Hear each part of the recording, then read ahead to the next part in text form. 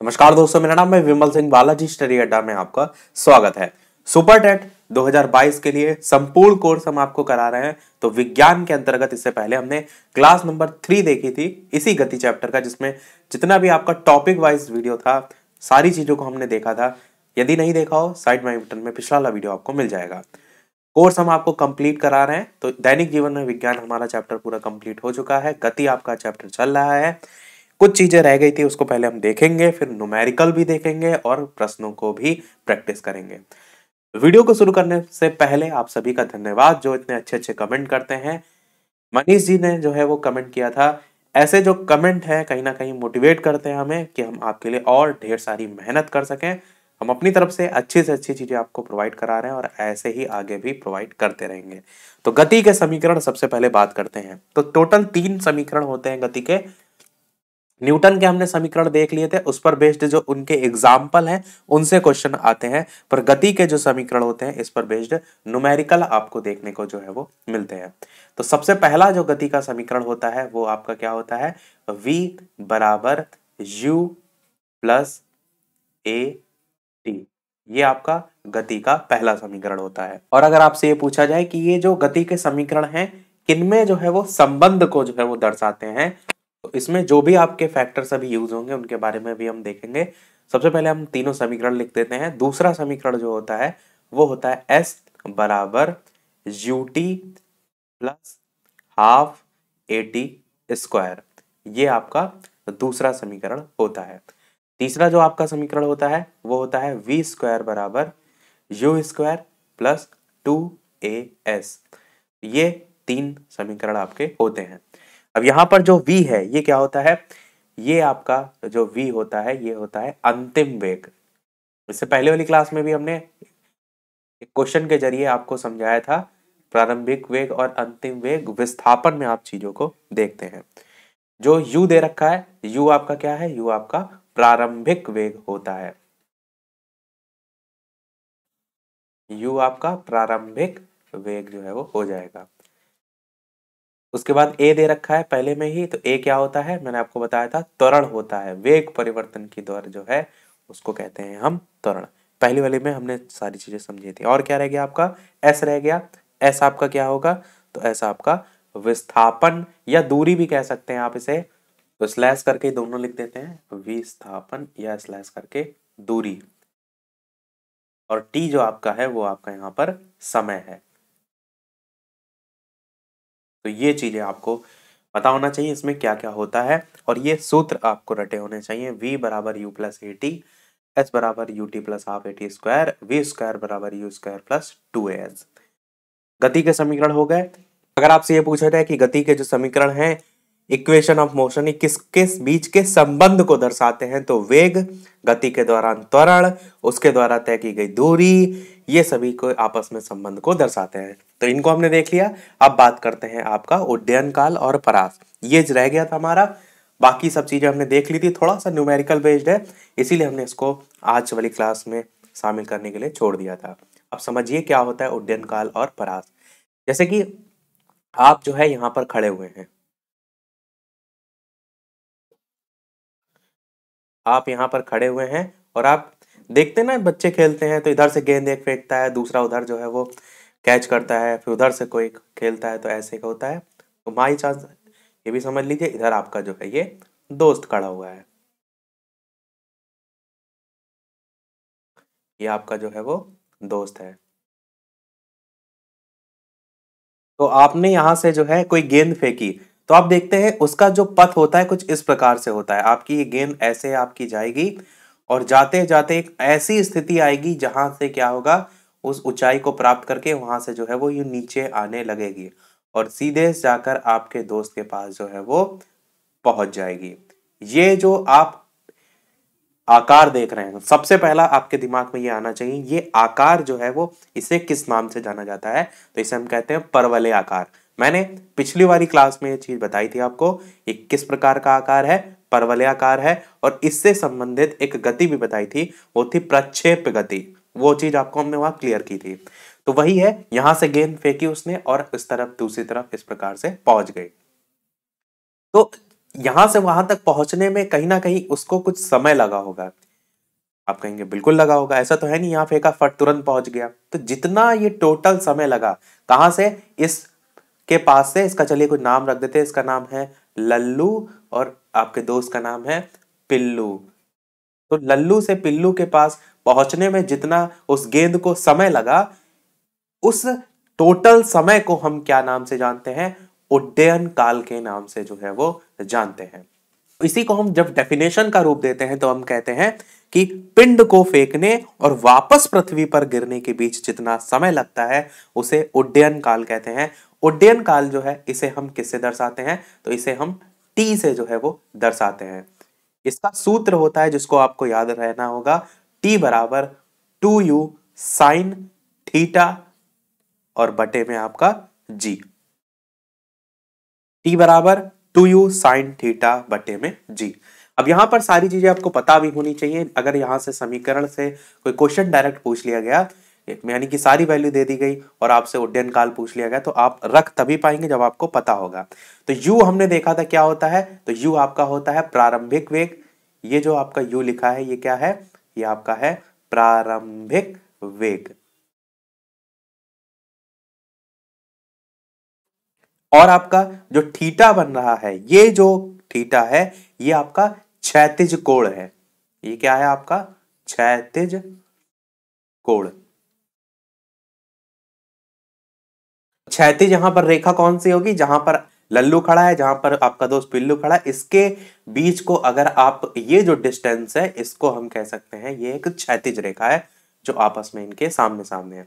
तो ये जो एंगल आप देख रहे हैं ये आपका क्या है, यही है आपका क्षैतिज कोण। वही यहां पर थीटा के जरिए जो है इसे दर्शाया गया है। और आपका जो जी दे रखा है ये क्या है, ये आपका गुरुत्वीय त्वरण है। ये क्या आपका है, गुरुत्वीय त्वरण। सारी चीजें आपको इसमें पता चल गई। अब इस चित्र में भी अगर आप समझेंगे तो ये जो सेंटर आपका एकदम जस्ट पॉइंट है, थोड़ा सा लाइन तिरछी हो रही है, ये एकदम सेंटर वाला जो पॉइंट है, यहां पर ये स्थिति जो होगी ये वो स्थिति होगी जहां पर इसके द्वारा, लल्लू के द्वारा फेंकी गई जो गेंद है वो एकदम सबसे ज्यादा ऊंचाई पर आपको देखने को मिलेगी।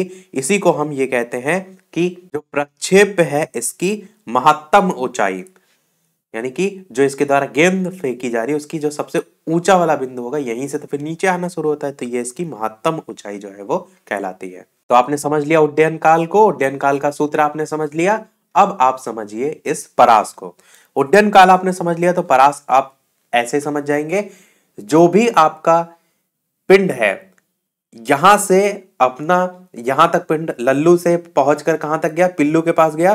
तो वही कहने का मतलब है पिंड जो है अपने उड्डयन काल में ऊपर से तो गया, पर अगर क्षैतिज दूरी की बात करें, जो ये मैंने बस नीचे लाइन खींची है ना, ये वाली जो दूरी है इसकी अगर बात करें तो जितनी क्षैतिज दूरी तय करेगा उसे हम कहते हैं परास। तो इसे हम आर से प्रदर्शित करते हैं, तो ये आर आपका क्या है, ये आपका परास है। क्लियर हुआ आपको। जब हम बात करेंगे पिंड को फेंकने और वापस पृथ्वी पर गिरने के बीच जितना समय लगा, समय मतलब ही काल होता है, तो उड्डयन काल आपको कोई ऐसा जोड़ने में कठिनाई नहीं है।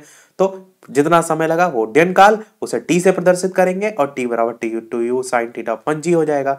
और परास आपका क्या है, पिंड अपने उड्डयन काल में जितनी क्षैतिज दूरी तय कर रहा है, नीचे वाली जो दूरी है वो क्षैतिज दूरी है। पिंड तो भले ऊपर से उसने फेंका है पर गया नीचे से है, पर आप कहेंगे जो लल्लू और पिल्लू दोनों के बीच की डिस्टेंस है उसको भी उसने कवर किया है, तो ये जो क्षैतिज दूरी है ये परास कहलाती है। अब इसको हम आर से प्रदर्शित कर रहे हैं। इसका सूत्र क्या होता है, तो आर बराबर होता है यू स्क्वायर साइन 2 थीटा बटे में आपका जी। यहां पर भी जो यू है ये प्रारंभिक वेग होता है, जो आपका थीटा है ये आपका क्षैतिज कोण होता है, और आपका जो जी है वो आपका गुरुत्वीय त्वरण हो जाता है। अब एक प्रश्न ये भी आता है यहां से कि अगर आपको ये गेंद फेंकनी है और आपसे ये कहा जाए कि ऐसे एंगल में फेंकिए, ऐसे कोण पर फेंकिए कि ये सबसे ज्यादा मैक्सिमम से मैक्सिमम दूरी जो है वो तय करे इस लल्लू के पास से इस पिल्लू के पास तक पहुंचने में, जितना दूर आप क्या फेंकते हैं ना, कहते हैं कि चलो रेस लगाते हैं कि मैं भी गेंद फेंकूंगा और तुम भी फेंकना, देखते हैं किसकी कितनी दूर जाती है। तो दोनों अगर कंपटीशन जो है वो करते हैं, दो ऐसे दोस्त, तो ऐसी स्थिति आपको कब बनेगी कि जो गेंद आप फेंक रहे हैं वो मैक्सिमम दूरी पर जाए, तो वो एक एंगल होता है। और वो एंगल कितने का होता है? वो होता है 45 डिग्री का एंगल। यहां से क्वेश्चन आपसे पूछा जाता है। इतनी चीजें आपने समझ ली हैं, हम इसको रफ कर रहे हैं ताकि आपको 45 डिग्री वाला जो है वो भी समझा सकें। ये फॉर्मूले ध्यान रखिएगा, r बराबर u square sine 2 theta upon g वाला, और t बराबर 2u sine theta upon g वाला भी। देखिए प्रश्न कैसे आता है परास से। परास का सूत्र क्या होता है? मैंने बताया r बराबर यू स्क्वायर साइन 2 थीटा बटे में आपका जी, ये होता है। मैंने कहा कि थीटा की वैल्यू कितनी है? 45 डिग्री है। ये चीज मैंने आपको क्लियर भी कर दी कि 45 डिग्री में जो आपका गेंद है या जो पिंड है या जो भी प्रक्षेप आप कर रहे हैं वो मैक्सिमम दूरी पर जाएगा। तो थीटा की वैल्यू हम यहाँ पर रख लेते हैं। पर थीटा की वैल्यू रखने से पहले आपको साइन में सभी के नाम पता होना चाहिए, यानी कि सभी के मान पता होना चाहिए।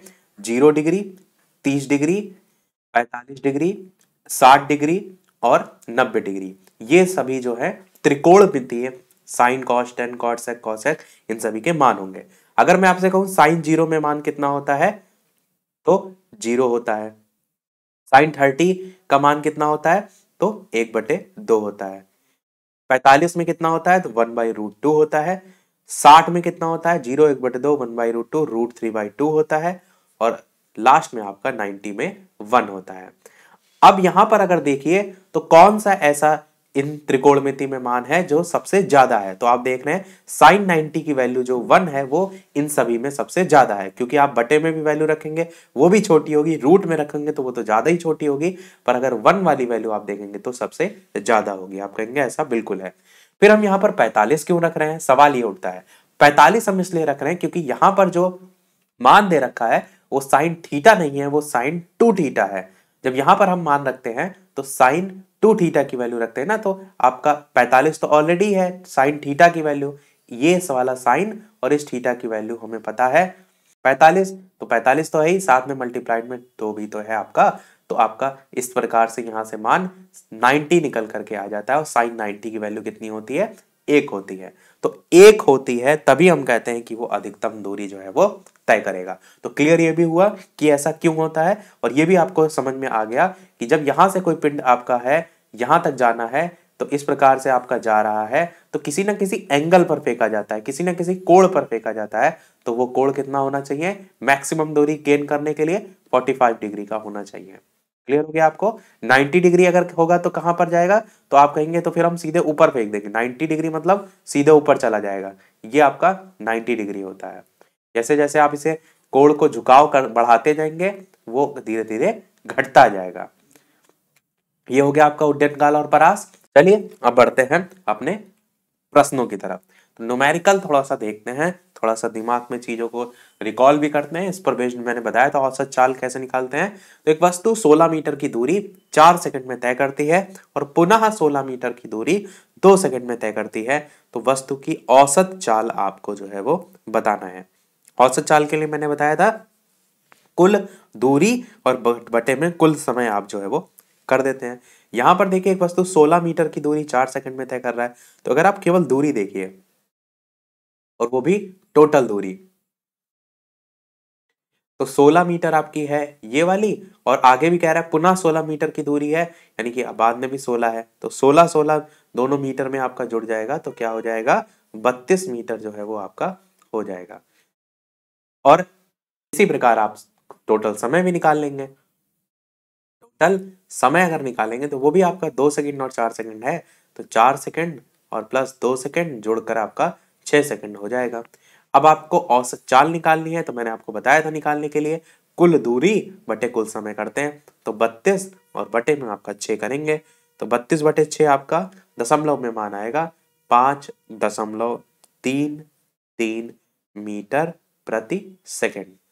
अब आप एक चीज और समझिए, आप देखते हैं ना कहीं कहीं मीटर प्रति सेकंड में सेकंड के साथ नहीं ऊपर -1 लिखा रहता है, -2 लिखा रहता है, ये क्या होता है? इसको क्वेश्चन आप समझ गए होंगे। 5.33 आंसर आपका आया 5.33 मीटर प्रति सेकंड। अब मीटर पर सेकंड को हम क्या लिखते हैं, बटे में लिखते हैं, ऐसे लिखते हैं मीटर बटे सेकंड। अब ये जो बटे में वैल्यू होती है, जब बराबर के हम ऊपर लाते हैं तो उसे हम माइनस में लिख सकते हैं। इसीलिए हम जब ऊपर इसको इसके साथ में लिखते हैं तो सेकंड की पावर में -1 लिख देते हैं। तो ऐसे आपको आंसर देखने को मिलता है।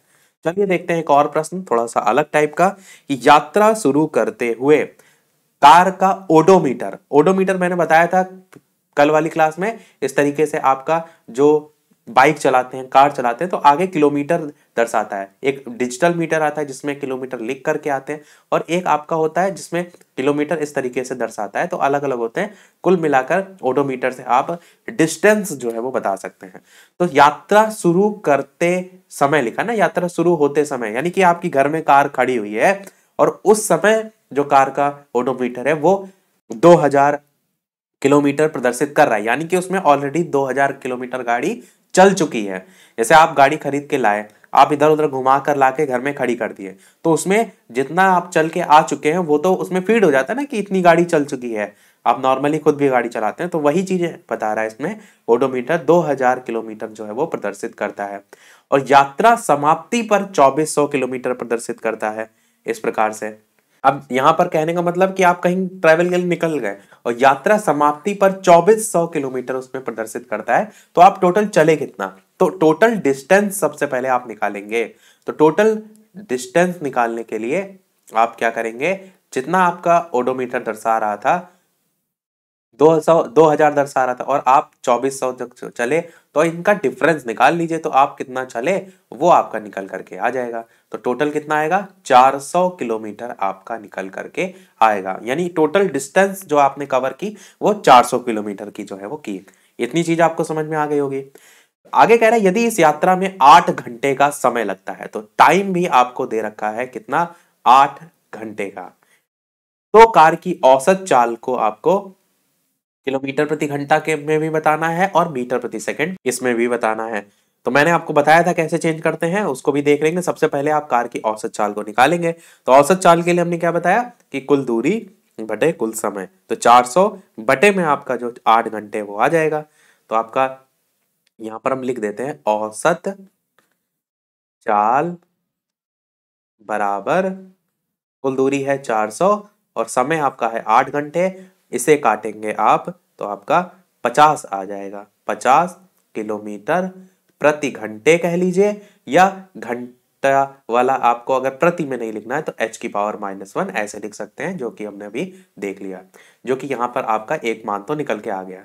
आगे ही कह रहा है कि इसी को मीटर प्रति सेकंड में भी बदलना है। मैंने बताया था कि जब इसको आपको मीटर प्रति सेकंड में बदलना है तो कैसे बदलते हैं, दो चीजें, एक 5/18 और एक 18/5, दो ही चीजों आपको करना है। पर जब किलोमीटर को मीटर में बदलते हैं तो 5/18 से जो है वो गुणा करते हैं। अगर आपको कभी कंफ्यूज हो कि किससे करना है 5/18 या 18/5, तो आप कुछ ना करिए, सीधे किलोमीटर प्रति घंटा लिखा जाता है इसे। अगर किलोमीटर को मीटर में बदलेंगे तो 1000 से गुणा करते हैं, और नीचे बटे में घंटा है तो घंटा को सेकंड में बदलेंगे तो आपका ये 1000 से गुणा करेंगे, और 60 × 60 हम करते हैं, 60 से इसलिए मल्टीप्लाइड करते हैं ताकि हम मिनट में बदल सकें, और दोबारा से 60 में इसलिए गुणा करते हैं ताकि हम इसे सेकंड में बदल सकें। तो 50 × 1000 बटे 60 × 60। अब अगर इसे आप सॉल्व करेंगे, इन दोनों जीरो से इन दोनों जीरो को आप काट सकते हैं, 36 होगा नीचे और ऊपर 10 होगा, तो ऊपर 5 बचेगा, नीचे 18, तो 5/18 आ गया। वही चीज मैंने शॉर्ट में जो है वो लिखी थी, तो 5/18। अब इसे सॉल्व कर लेंगे तो मान आपका यहां से दशमलव में निकल के आएगा 13.9 मीटर प्रति सेकंड, या मीटर प्रति सेकंड में पावर में -1। तो आपका दूसरा वाला मान ये निकल आएगा, पहला वाला आपका 50 था ही। तो इस प्रकार से आप इस प्रश्न को कर सकते हैं। एक और न्यूमेरिकल देखते हैं। विरामावस्था से राहुल अपनी साइकिल को चलाना जो है वो शुरू करता है और 30 सेकंड में 6 मीटर का जो वेग है, मीटर पर सेकंड का जो वेग है वो प्राप्त करता है। वो इस प्रकार से ब्रेक लगाता है कि साइकिल का जो वेग है वो अगले 5 सेकंड में कम होकर के 4 मीटर पर सेकंड हो जाता है। दोनों स्थितियों में साइकिल के त्वरण की गणना आपको जो है वो करनी है, और वीडियो पसंद आए, चीजें समझ आए, लाइक और शेयर करना ना भूलिएगा। सभी लोग, जितने भी लोग वीडियो देख रहे हैं, लाइक और शेयर वीडियो को अवश्य करते रहिएगा। समझते हैं इस प्रश्न को, ध्यान से समझिएगा, क्योंकि इसमें हम जो गति के समीकरण अभी देख कर आए थे उनका यूज करेंगे। तो सबसे पहले कह रहा है विरामावस्था से राहुल अपनी साइकिल को चलाना शुरू करता है। विरामावस्था मतलब कि जो साइकिल है आपके घर में कहीं खड़ी है, तो इस समय कैसी अवस्था में है, तो विरामावस्था में। अब चलती हुई चीज पर आप कूद पड़े तो वो गति की अवस्था में है, पर अगर विरामावस्था में है तो जो प्रारंभिक वेग होता है, यहाँ पर विरामावस्था क्यों लिखा है, उसने बताने का प्रयास किया है उसने कि जो प्रारंभिक वेग है, यानी कि प्रारंभिक वेग को हम किससे दर्शाते हैं, यू से दर्शाते हैं, वो आपका शून्य है। यही चीज इसने बताई है कि विरामावस्था से राहुल अपनी जो साइकिल है उसको चलाना प्रारंभ करता है और 30 सेकंड में 6 मीटर पर सेकंड का वेग प्राप्त कर लेता है। 30 सेकंड का जो समय दिया है, ये आपका जो है वो समय दे रखा है, यानी कि टी की वैल्यू जो है आपको दे रखी है 30 सेकंड की। आगे कह रहा है कि 6 मीटर पर सेकंड का वेग प्राप्त कर लेता है, यानी जो ये 6 मीटर पर सेकंड है ये इसका अंतिम वेग है, और अंतिम वेग को मैंने बताया v से प्रदर्शित करते हैं। प्रारंभिक वेग को u से प्रदर्शित करते हैं, अंतिम वेग को v से प्रदर्शित करते हैं, इस चीज को ना भूलिएगा। तो 6 मीटर पर सेकंड आपका अंतिम वेग हो गया। अब इस तीनों को समझिए, u, v और t हमें पता है, तो हम यहां से क्या निकाल सकते हैं, गति का पहला समीकरण क्या कहता है, v बराबर u प्लस ए टी। यहां पर u का मान दे रखा है, यहां पर t की वैल्यू v है और यहां पर v की वैल्यू है। a हम निकाल सकते हैं, a क्या था, a आपका त्वरण था। अब प्रश्न में क्या पूछा गया है, प्रश्न में भी देखिए लिखा है कि दोनों स्थितियों में साइकिल के त्वरण की गणना कीजिए, यानी पहली स्थिति में आप पहले निकालेंगे फिर दूसरी स्थिति में निकालेंगे। तो ये तो आपको समझ में आ गया कि गति के समीकरण को कैसे हमने रखा। अब यहां पर a की वैल्यू निकालनी है, तो आप क्या करिए, जो u है उसको उधर ले जाइए तो माइनस में हो जाएगा। तो आपका इसी के चलिए नीचे सॉल्व कर देते हैं, दूसरी स्थिति उधर सॉल्व कर देंगे। तो हम AT को इधर ही रहने देते हैं और बराबर में जो v है ये बराबर के उधर जाएगा, ये u को उधर भेजेंगे तो माइनस में हो जाएगा, तो v माइनस यू हो जाएगा। और जो a की वैल्यू है ये आपका बटे में आ जाएगा, a की वैल्यू निकालनी है तो t को हम बटे में भेज देते हैं, तो इस प्रकार से हो जाएगा। अब यहां पर हम सारी वैल्यू रखते हैं, v की वैल्यू कितनी है, 6 है, u की 0 है और बटे में t की वैल्यू 30 है। 6 में से 0 जाएगा, इससे कोई मतलब नहीं है, 6 बटे 30 बचेगा, 6 बटे 30 जो है आपका ये दशमलव में आपका मान आ जाएगा, 6 बटे 30 आपका 0.2 के बराबर होता है। तो यहां से आपका मान क्या निकल कर आएगा, पहली स्थिति में 0.2 मीटर पर सेकेंड और पावर में आपका -2 करके, इस प्रकार से आपका। अब आप कहेंगे -2 कैसे आया, क्योंकि जो ऊपर v की वैल्यू दी थी ये भी तो 6 मीटर पर सेकंड में थी, और जो t आपने रखा है ये भी तो आपका सेकंड में है, तो यहाँ वाला सेकंड और यहाँ वाला सेकंड, दोनों सेकंड मिलकर आपका सेकंड की पावर -2 हो जाएगा। इस प्रकार से इस चीज को समझिए जिसको नहीं समझ में आया। यहाँ पर 6 के साथ हम मीटर पर सेकंड रखेंगे और 30 तो आपका ऑलरेडी सेकंड में था, अब सेकंड नीचे भी है सेकंड ऊपर भी है, तो दोनों मिल करके घातांक में -2 बना देंगे, इस प्रकार से आया है। तो पहली स्थिति में हमारा मान 0.2 आया। अब बात करते हैं दूसरी स्थिति की, इसको लाइन खींच देते हैं। दूसरी स्थिति में क्या कह रहा है, वह इस प्रकार से ब्रेक लगाता है कि साइकिल का वेग अगले 5 सेकंड में कम होकर 4 मीटर पर सेकंड इनवर्स हो जाता है। तो इस प्रकार से ब्रेक लगा रहा है कि 5 सेकंड में 4 मीटर पर सेकंड, यानी कि पहले उसका वेग क्या रहा, 6 मीटर पर सेकंड रहा, और आप अपने आप को रखकर देखिए, आप साइकिल चला रहे हैं, 6 मीटर पर सेकंड का आपका वेग है, आपने थोड़ा सा ब्रेक लगाया और साइकिल का आपका वेग घट करके 5 सेकंड में कम होकर के कितना हो गया, 4 मीटर पर सेकंड हो गया। अब आपके लिए जो प्रारंभिक वेग होगा दूसरी स्थिति में वो क्या हो जाएगा, बिल्कुल 6 मीटर पर सेकंड। तो आपका प्रारंभिक वेग u क्या हो जाएगा, 6 मीटर पर सेकंड हो जाएगा। और मैं हर जगह ये -1 नहीं लिख रहा हूं, बटे में ही लिख दिया मैंने मीटर पर सेकंड, तो इसको समझ जाइएगा। u प्रारंभिक वेग हो जाएगा, अंतिम वेग क्या है इसका, अंतिम वेग 4 मीटर, क्योंकि ब्रेक लगाने के बाद जो है फिर अंतिम वेग इसका 4 मीटर पर सेकंड रह जाता है। समय जो आपका t है वो आपका 5 सेकंड है। इस प्रकार से आप फिर से इस फॉर्मूले का यूज कर लेंगे, v बराबर u प्लस ए टी में। तो हमने इसको a बराबर v माइनस करके लिखा था, a बराबर v माइनस यू बटे में t। मान रख दीजिए, v की जगह 4 और u की जगह रखेंगे तो 6 रखेंगे और बटे में आपका t यानी कि 5। अब यहां पर 4 में से 6 घटाएंगे इसलिए मान माइनस में आएगा, तो कितना आएगा, माइनस में 2 आएगा और बटे में आपका 5 है, तो इसको सॉल्व करने पर मान आपका माइनस में 0.4 मीटर पर सेकंड जो है वो, और माइनस घातांक में 2, इस प्रकार से आपका आएगा। तो ये दूसरी स्थिति में मान आपको प्राप्त हो जाएगा। तो आप समझ गए कि इस टाइप के प्रश्नों को करना कैसे है।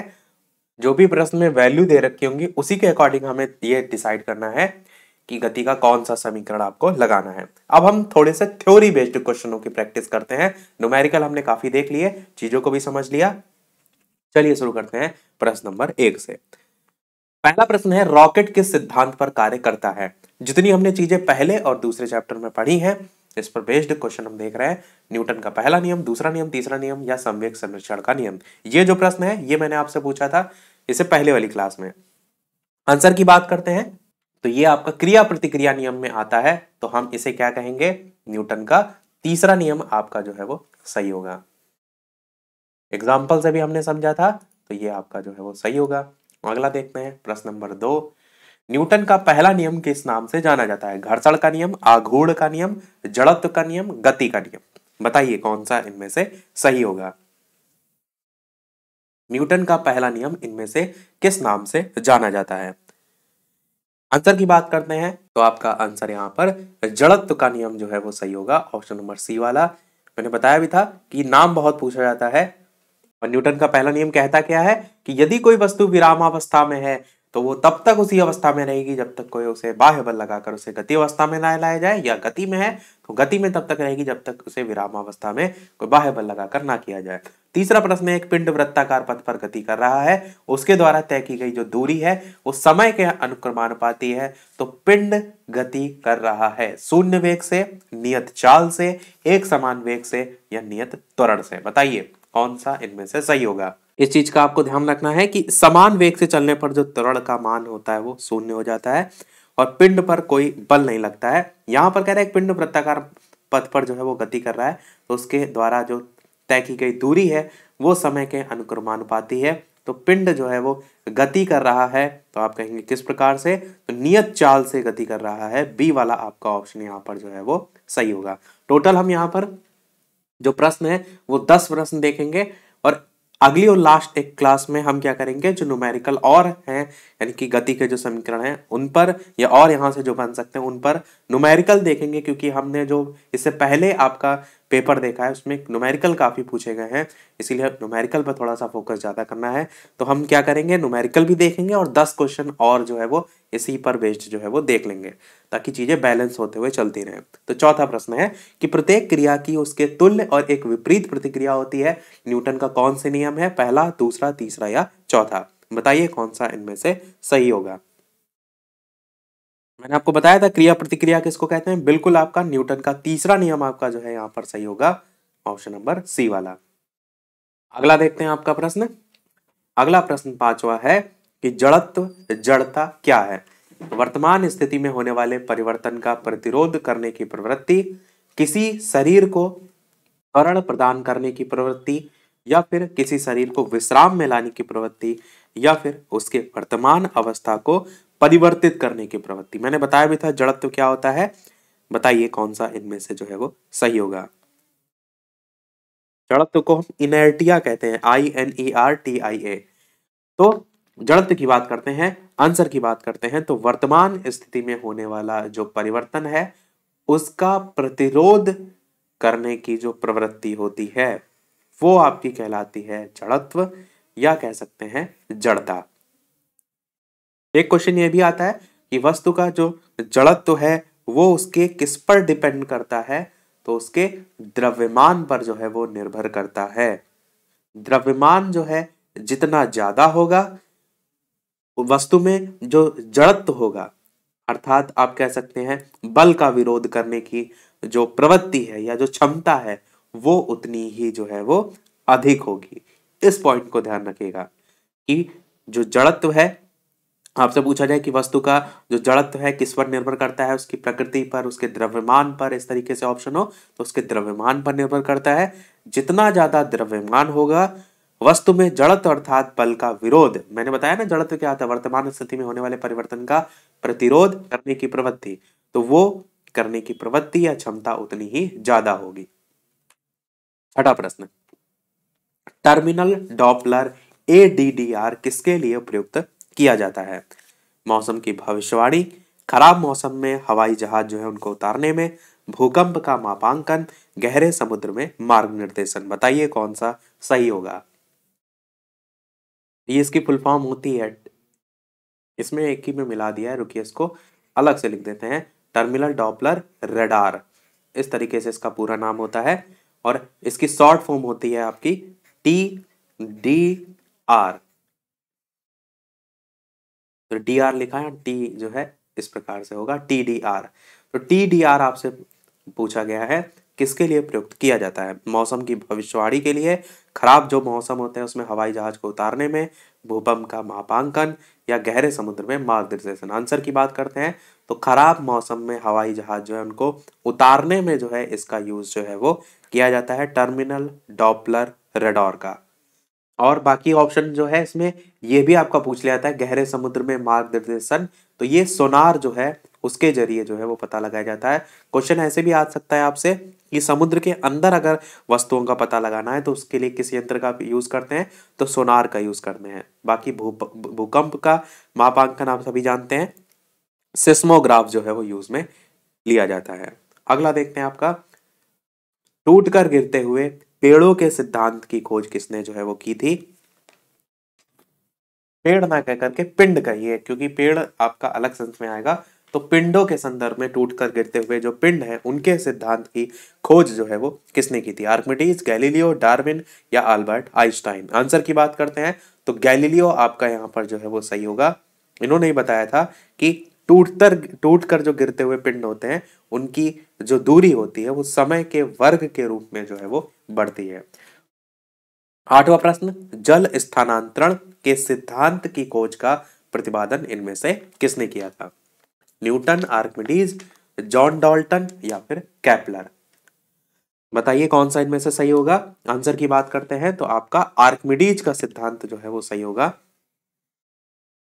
आप देखते भी हैं कि जैसे कोई इस तरीके से आपका टैंक है, उसमें आप कोई चीज को जो है डुबोते हैं, जैसे इतना पानी भरा हुआ है तो उसमें कोई चीज आपने डाल दी, तो जो भी आप चीज उसमें डाल रहे हैं वो उस पर्टिकुलर पानी में जितना पानी था उसका एरिया ग्रहण कर लेता है। तो इसी के संदर्भ में आर्किमिडीज ने बताया था कि जब कोई वस्तु किसी द्रव में या तो पूरी तरीके से या आंशिक रूप से डुबोई जाती है तो उसके भार में क्या होता है, कुछ कमी प्रतीत होती है। इसका एक एग्जाम्पल हमने देखा भी था कि जब आप कुएं से पानी खींचते हैं तो पानी में जल के अंदर वो जो बाल्टी है वो हल्की लगती है, पर ऊपर आते ही वो भारी लगती है।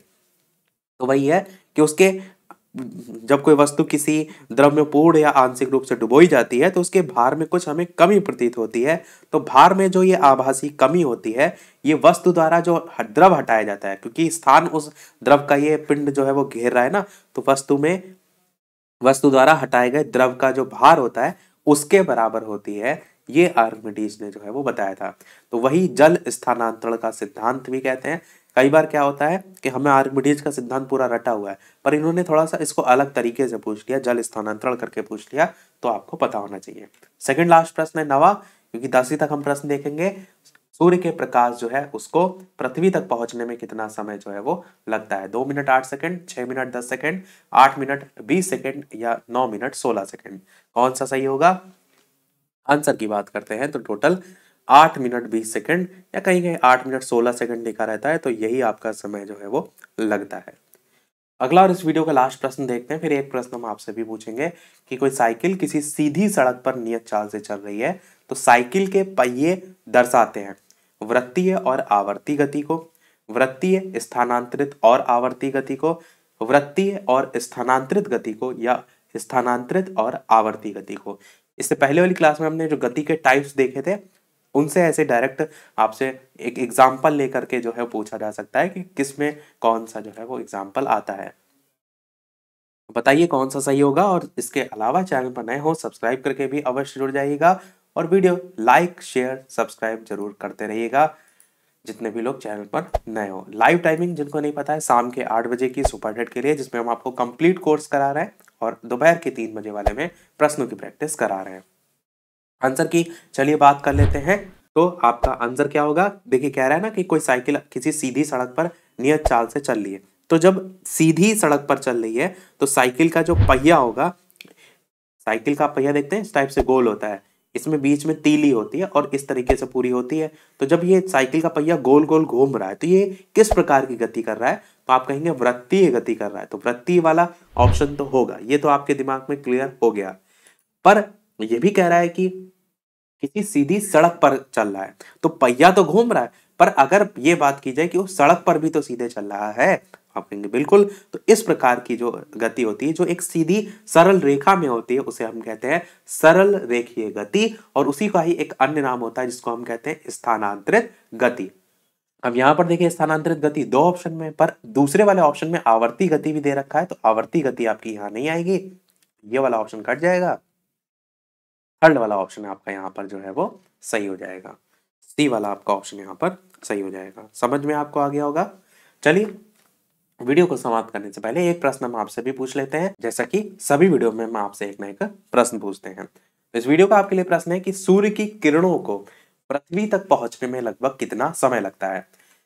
ए ऑप्शन है लगभग 90 सेकंड, बी ऑप्शन है आपका लगभग 180 सेकंड, सी ऑप्शन है लगभग 340 सेकंड, और डी ऑप्शन है आपका लगभग 500 सेकंड। हमने मिनट वाला देखा था, ऐसे आपसे सेकंड में भी क्वेश्चन पूछा जा सकता है, तो इसको भी आपको पता होना चाहिए। सभी लोग अपना आंसर वीडियो के मेन कमेंट में टाइप करके बताइएगा। तो आज के वीडियो में इतना ही रखते हैं, फिर इसी क्रम में ही मैंने बताया कि 10 प्रश्न हम और देखेंगे, और साथ ही साथ कुछ प्रश्नों को न्यूमेरिकल जो हो सकते हैं उनको भी देखेंगे, ताकि थोड़ा सा जो कंसेप्ट है आपका न्यूमेरिकल को लेकर के वो और जो है वो क्लियर हो सके। तो आज के वीडियो में इतना ही रखते हैं, फिर मिलते हैं अगले वीडियो में कुछ नए प्रश्नों के साथ, नए टॉपिक के साथ। तब तक के लिए नमस्कार, जय हिंद।